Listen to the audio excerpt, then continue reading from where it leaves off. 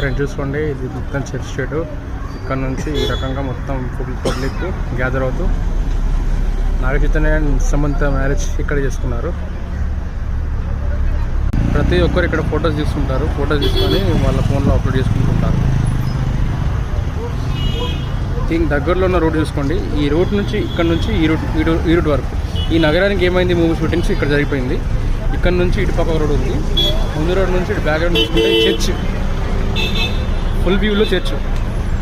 దీని పక్కన ఒక రోడ్ ఉంది, ముందొక రోడ్ ఉంది, ఇటు పక్క రోడ్ ఉంది, చర్చ్.